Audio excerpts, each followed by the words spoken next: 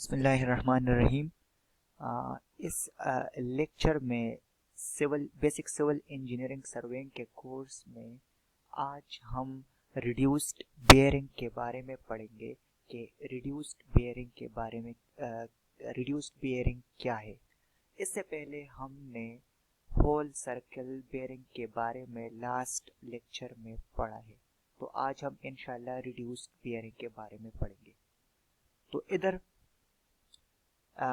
लिखा गया है कि bearings are measured either clockwise or anti-clockwise from north or south whichever is closer to the line।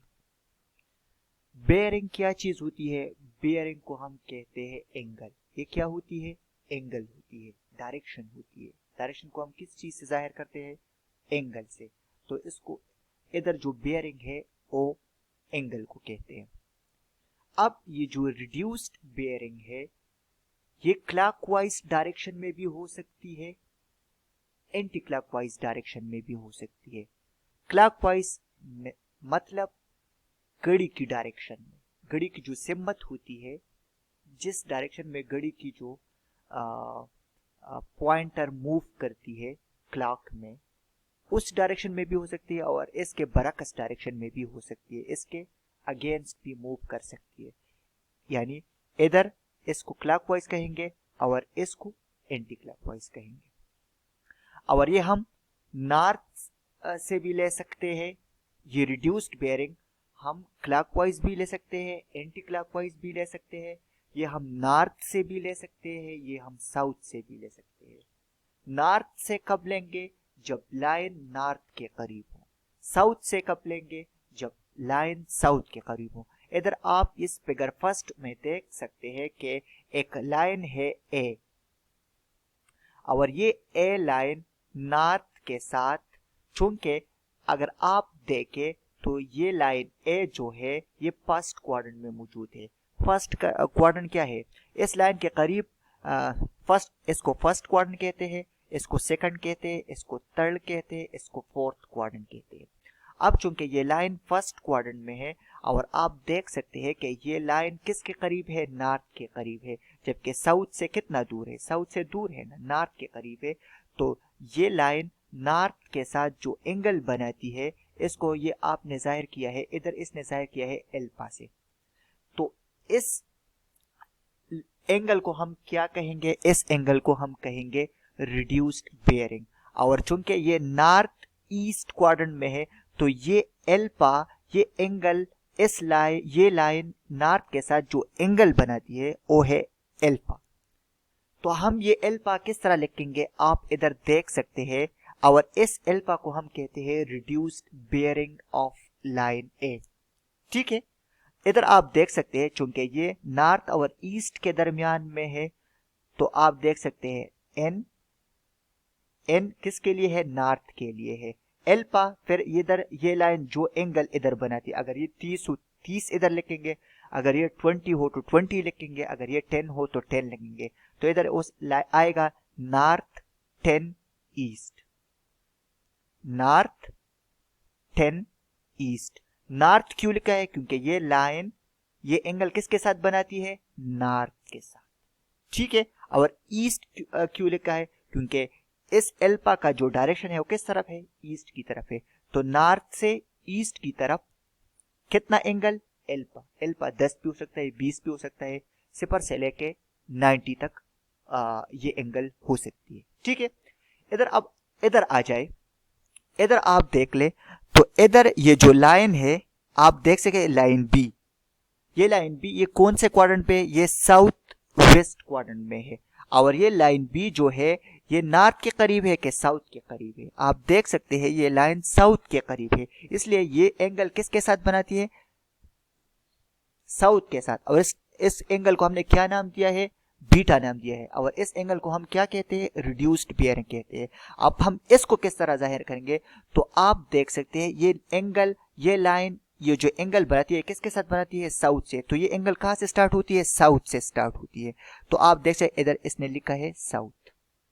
फिर ये एंगल कितनी है? ये 0 से लेकर 90 तक हो सकती है, ये 10 भी हो सकती है, 50 भी हो सकती है, 60 भी हो सकती है, 70 भी हो सकती है, 80 भी हो सकती है। तो ये आप इधर पर लिखेंगे। और फिर ये किस डायरेक्शन में है, साउथ से वेस्ट तक, तो चूंकि आगे क्या आती है, वेस्ट आती है, इसलिए हम इसको क्या लेंगे, बाद में इसके वेस्ट लेंगे। तो साउथ एस बीटा डब्ल्यू, ठीक है। तो ये रिप्रेजेंटेशन हो गई एंगल की, ठीक है। अगर फर्ज करें अगर लाइन एस में होगी तो फिर हम ये एंगल लेंगे और फिर इस एंगल को चलो हम नाम देते हैं गेमा। तो यह फिर किस तरह कहेंगे, अगर इधर लाइन हो, ठीक है, तो फिर क्या कहेंगे, और ये एंगल बनाती है साउथ के साथ, चूंकि ये लाइन जो है साउथ के करीब होगी तो ये एंगल हम साउथ के साथ एंगल लेंगे और इसको हम चलो नाम देते हैं गेमा। तो फिर उसको हम किस तरह से करेंगे, साउथ गेमा ईस्ट, ठीक है। अगर हाँ, तो ये आपका हो गया रिड्यूस्ड बेयरिंग, ठीक है। अब आगे चलते हैं। इन क्वाड्रेंटल बेयरिंग को हम रिड्यूस्ड बेयरिंग भी कहते हैं। Bearings are measured either clockwise, ये जो एंगल होती है ये हम क्लॉकवाइज भी ले सकते हैं, ये हम एंटी क्लॉकवाइज भी ले सकते हैं, ये हम नॉर्थ से भी ले सकते हैं, ये हम साउथ से भी ले सकते हैं, जिसको ये लाइन करीब हो। जिस तरह आप लोगों ने पहले एग्जांपल्स में देख लिया, अगर नॉर्थ के करीब हो तो नॉर्थ से एंगल लेंगे, अगर साउथ के करीब हो तो साउथ से एंगल लेंगे, ठीक है। अब चूंकि बियरिंग सिस्टम की बात हम करते हैं तो बियरिंग सिस्टम हमने पढ़ा है दो किस्म का होता है। एक होता है होल सर्कल बियरिंग, जिसके बारे में हमने लास्ट लेक्चर में पढ़ा है, और एक ये है रिड्यूस्ड बियरिंग, जिसके बारे में हम आज पढ़ रहे हैं, ठीक है। तो हम आते हैं ये बियरिंग और मेरिडियन क्या है। तो आते हैं सबसे पहले बियरिंग की तरफ, बियरिंग ऑफ लाइन। तो क्या है ये बियरिंग ऑफ लाइन, ये बियरिंग ऑफ लाइन डायरेक्शन है किस चीज के मुतालिक, अ गिवन मेरिडियन, एक खास मेरिडियन के मुतालिक ये आपको सिमत जाहिर करती है, कौन, बियरिंग, ठीक है। मेरिडियन क्या चीज होती है, मेरिडियन एक फिक्स्ड रेफरेंस लाइन होती है। अगर आपसे कोई पूछे कि मेरिडियन क्या होती है तो आपने कहना है कि मेरिडियन एक फिक्स्ड रेफरेंस लाइन होती है, ठीक है।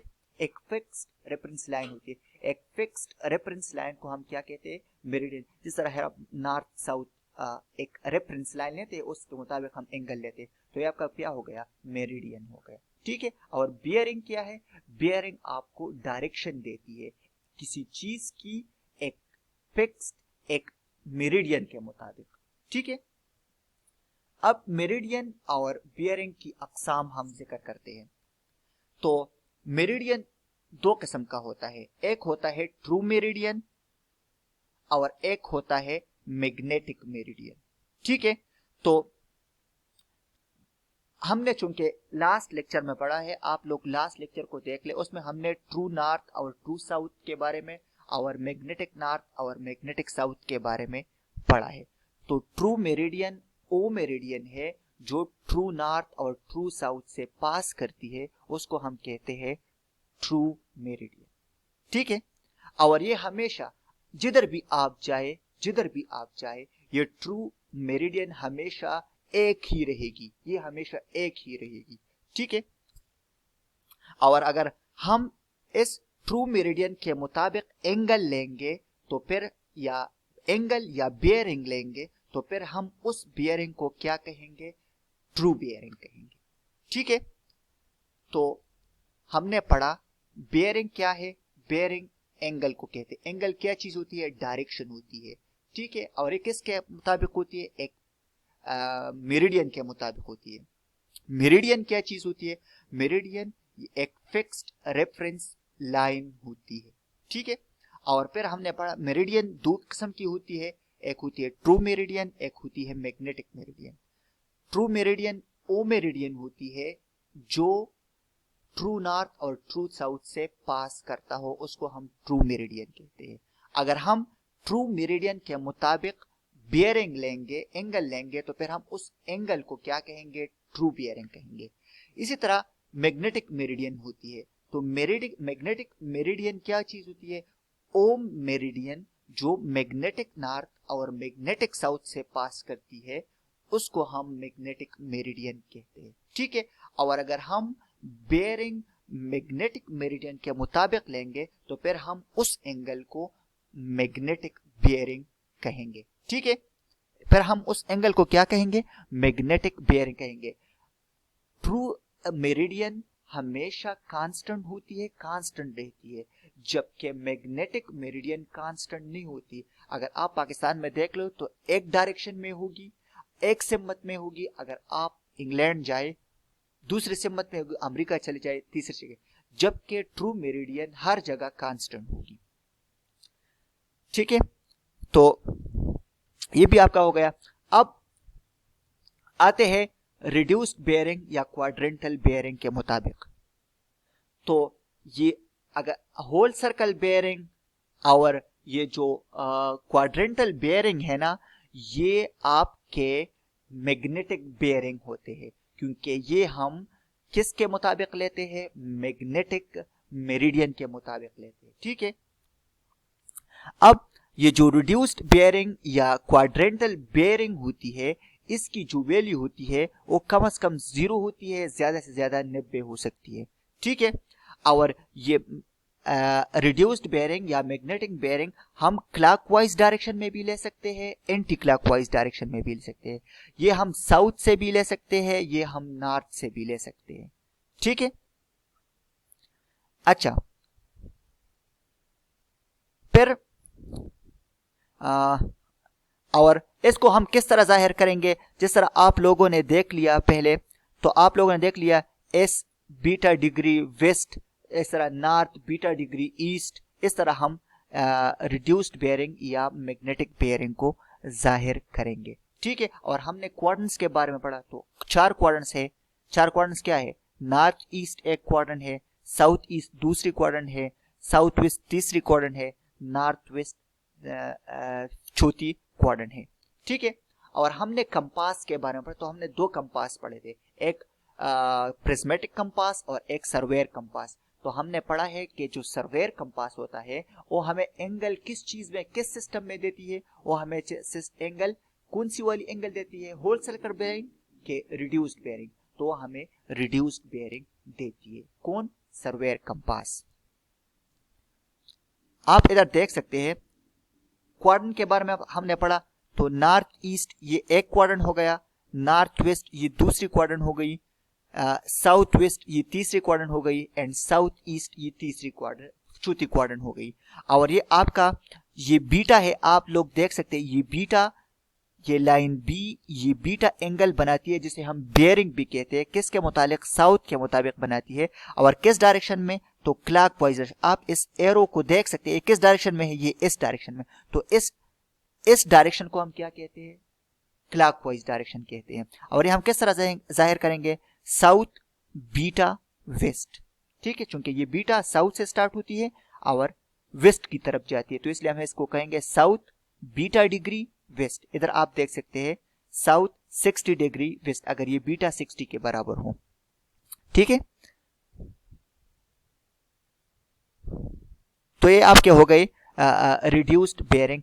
इंशाल्लाह नेक्स्ट लेक्चर में हम पढ़ेंगे कि हम reduced bearing whole circle bearing में किस तरह कन्वर्ट करेंगे और whole circle bearing reduced bearing में किस तरह कन्वर्ट करेंगे। इंशाल्लाह वो नेक्स्ट लेक्चर में हम पढ़ेंगे।